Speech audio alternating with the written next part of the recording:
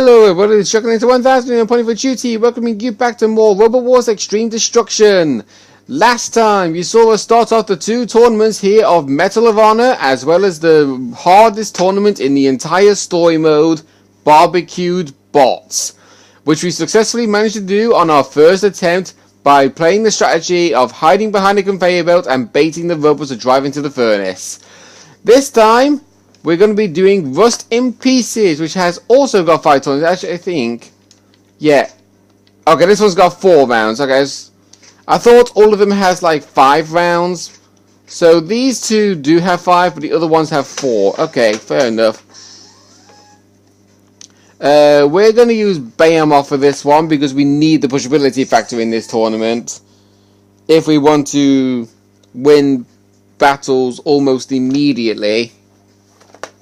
I'm going to move my laptop off my lap, but I'm not going to have the bottom base sat on my covers because they will overheat otherwise. And I saw we got suicidal tendencies with us.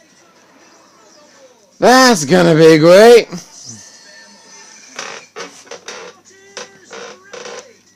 Yeah, I've got a squeaky chair. In fact, then again, I can't have one day without a squeaky chair, honestly. There we go. Okay, so Suicidal Tendencies and Fire Drill are already going off against one another. Right, I'm going to push that tire down there, mainly to set it up as a trap.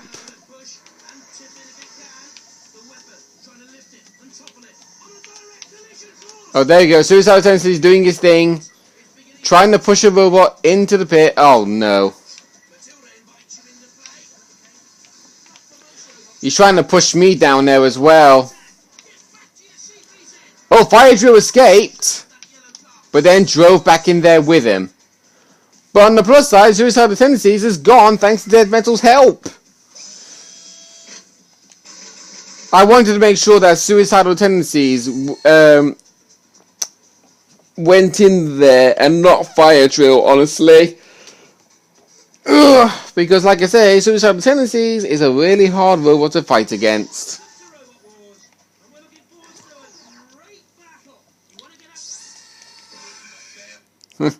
You want to get out? Yeah, well, out and about, yes, but depending on what he was going to say involving get out, because I just skipped his talking so fast. That bots. I literally hate it when the ref bot keeps getting in the flicking way. Right, there we go. We got the push. And we were too late.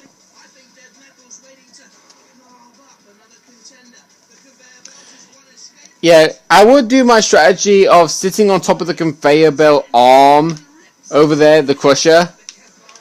I would bait to sit up there. Okay, I'm going to do that. Here we go. So we're sat up here. There is no way they can hit us. You can hit us with the flamethrower all you like. It's not going to do any damage. And there you go. And you see just why sitting on here is broken.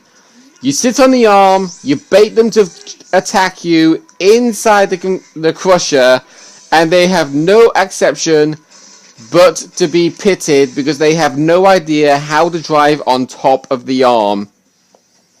That's what I do all the time if I have a really hard opponent.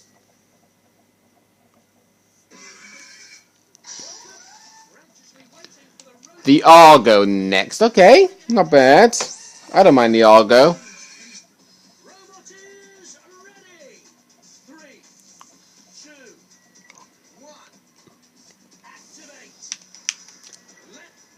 Right, so this is immediately round 3 of 5 right here. Right, so there you go. The Argo has immediately been shoved in there. We're going to make sure he stays in there. There you go, we win.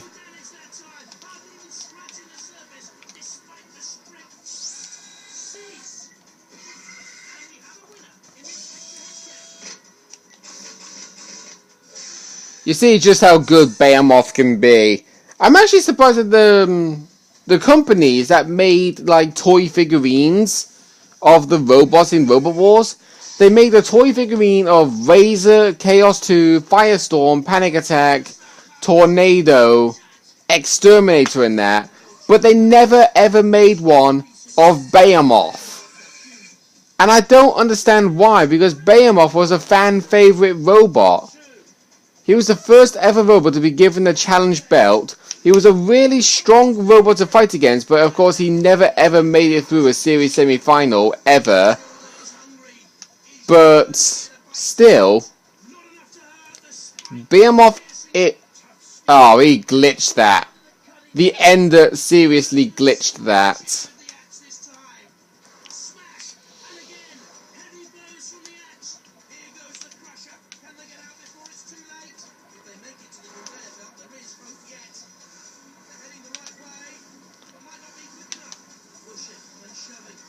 Wow, we're just going to bait him from doing that. There we go.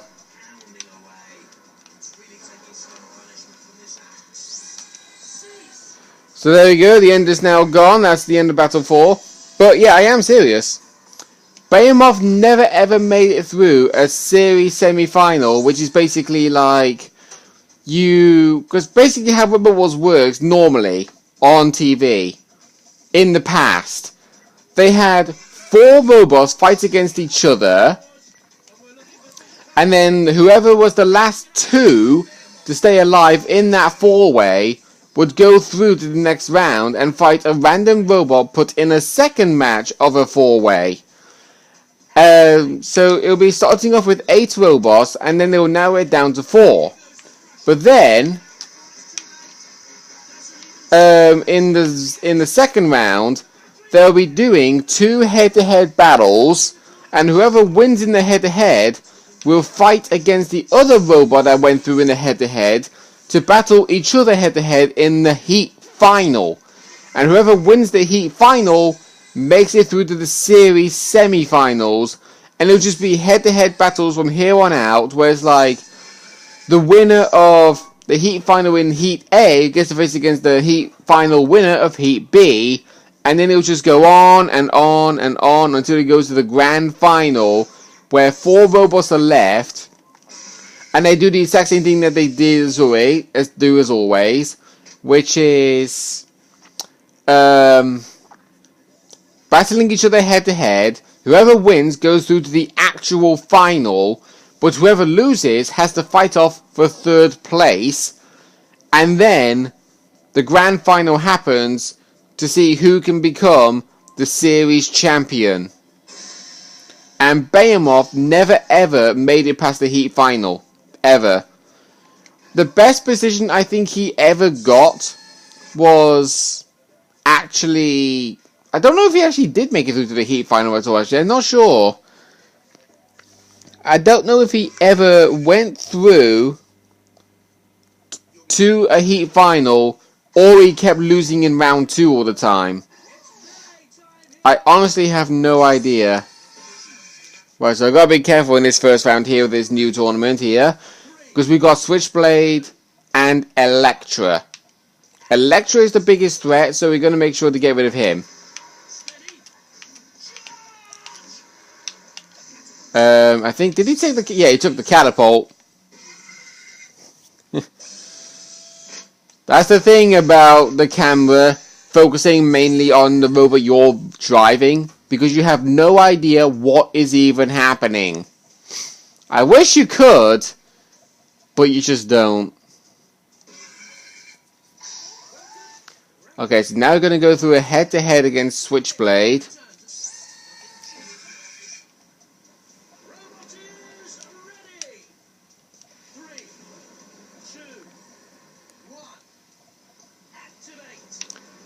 Okay, there we go. So now we're going to have a better chance against Switchblade, even though he is actually a hard robot to push around. Switchblade, come on. Doing a really good job of actually dodging our attacks. Oh, come on! couldn't have surely lost our flipper from one little tiny axe swing. Come on. Oh, come on, seriously. I hate it when they do that. The fact that you're actually pushing a robot and then it recognizes them going over the top of you all the time.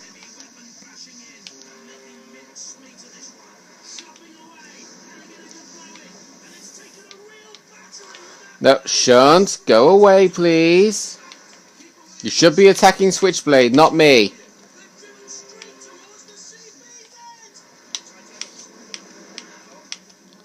And now Matilda's deciding to attack me.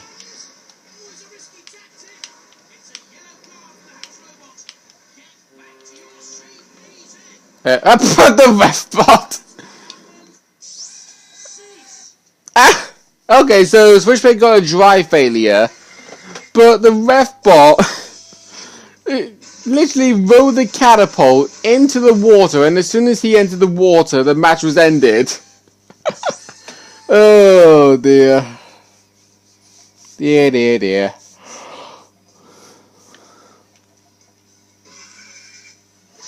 In fact, speaking of the ref bot, there was actually one time many years ago when RoboWars was on TV, before the brand new series in the UK, where the ref bot was trying to help a robot off the arena side wall, but the ref bot accidentally drove right into the pit. And they immediately opened up he drove into the pit as the pit was opening, and then they immediately tried to close it up again to try and help the ref bot out of the pit. And I was actually amazed by that fight against Plunderbird. I was actually getting myself ready to activate my flipper so I could send Plunderbird flying, and he just drove into the pit on his own accord. That's what happens when you use fast-paced robots, in all honesty. Right, so this is round 4, I believe.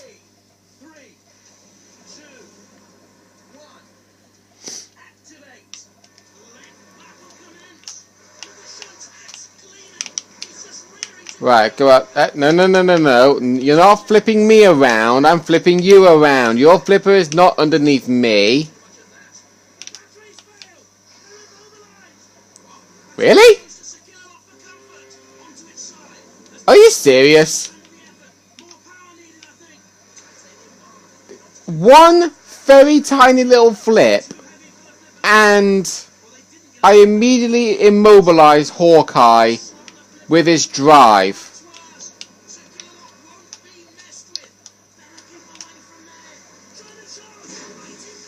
Oh god, the wave thing is happening. But we don't have to be concerned too much. So you see right here, Hawkeye was immobilized, but it still recognized him as actually being alive because he could activate his weapon, not his drive. But when you lose your drive, that means you're immobilized. And we could have lost that fight because we were trying to push Hawkeye into the pit when the boat was doing that noise from dropping stuff in the water to make the waves act more chaotic. And he had his armor break the very second he was about to go into the pit, and we ended up flying in midair and followed him into the pit. We could have lost that fight based on a stupid accusation where we got launched into the pit by a piece of armament being broken off when the robot was immobilized for 25 seconds of the fight.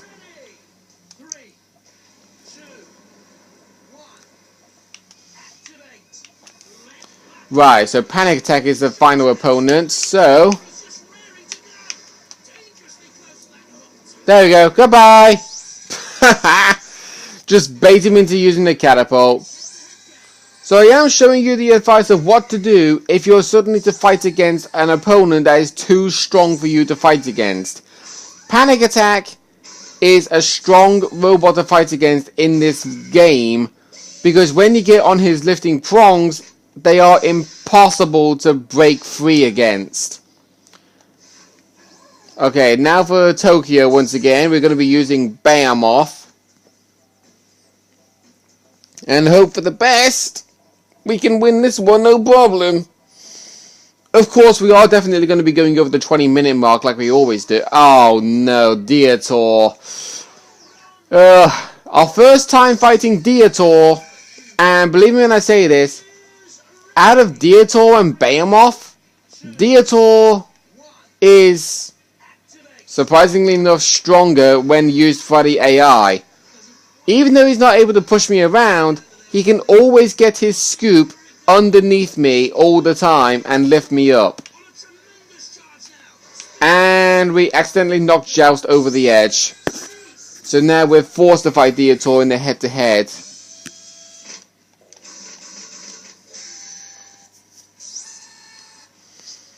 I just wish that the house robots would just leave us alone, because I'm fed up with the fact that they keep attacking us for no reason.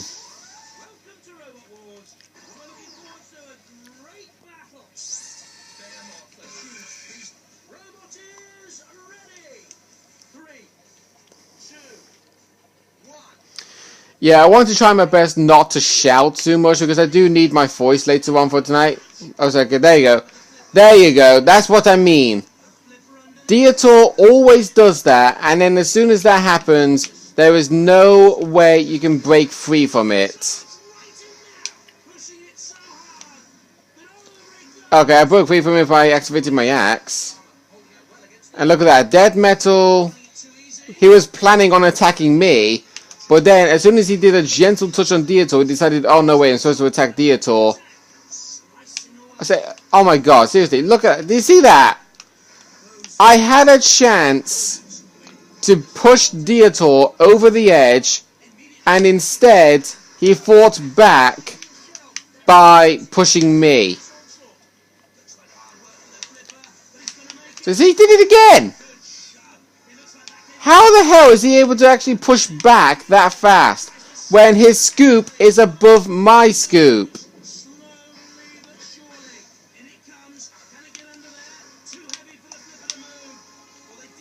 Go on, Matilda. Look at that. Refbot's giving Matilda a yellow card for attacking Dietor when that's what should have happened, because I pushed Dietor to the CP said.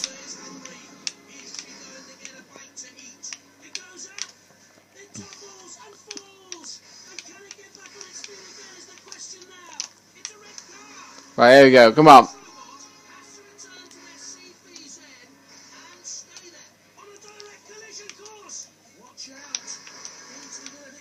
No, stop getting your scoop under me, Dietor.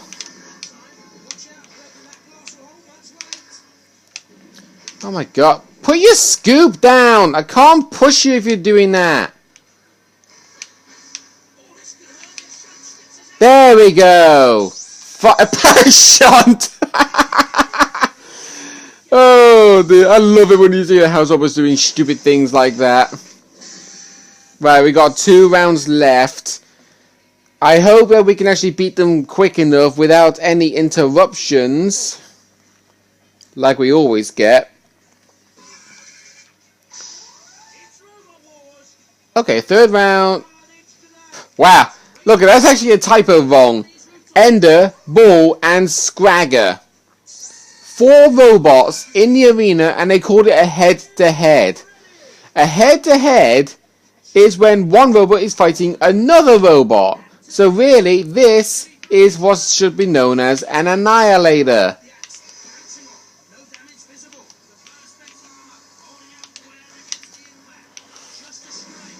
Okay, there we go. Scragger's gone. That's 1 down. The glass is broken. I don't know. Oh no, say the bull. I was going to say I don't know if the bull fell down there with them, but they didn't. But he's gone now.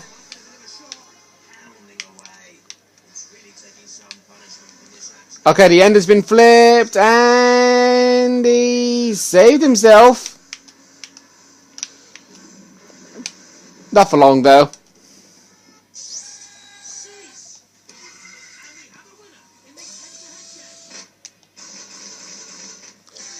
Okay, we have actually gone over the 20-minute mark, so we're in the final round, thankfully. So hopefully it won't take too long. It'll be another head-to-head. And I bet it's going to be against a veteran. Yeah. Called it. It's going to be against a veteran. Like, one of the actual robots from the Robo Wars series, and it's the Revolutionist. 3, 2, 1. Activate. Ready for action? Right, Revolutionist is not going to be a hard robot to beat. He's easy to push around. Providing I can actually get myself lined up straight. Yeah, and trying not to stay on the fans in case they activate and they blow me around. Because that does always happen.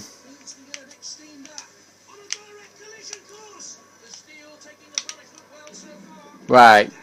Okay, and no. Right, that was clearly meant to be flipped, but apparently... Oh, okay, that works. So there you go. We've won 3 tournaments in the span of 1 episode for the first time in a while. So, oh, excuse me. Oh, dear me. Oh, it's nice to stretch the body every now and then. Alright. So, that's all we're going to be calling it for this episode.